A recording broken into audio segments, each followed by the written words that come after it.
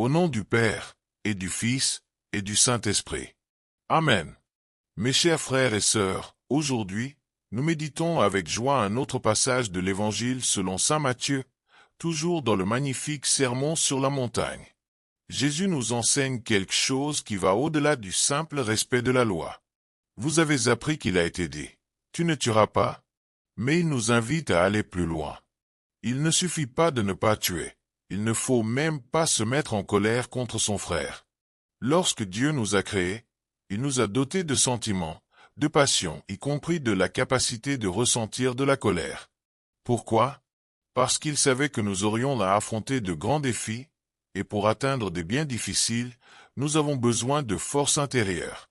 La colère, lorsqu'elle est bien orientée, peut nous aider à surmonter les obstacles qui empêchent le bien. C'est ce qu'on appelle la colère vertueuse. Mais il y a un danger. Avec le temps, cette force peut devenir désordonnée.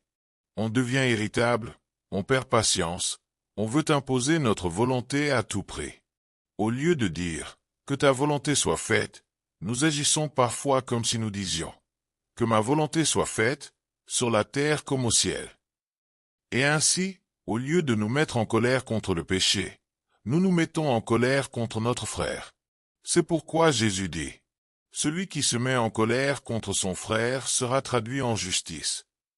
Peut-être penses-tu « Mon Père, alors je suis perdu, car je me mets souvent en colère ». Mais attention, ressentir de la colère n'est pas forcément un péché.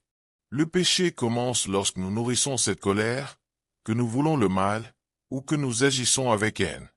Si tu ressens de la colère, mais que tu dis « Jésus, je ne veux pas de mal pour mon frère.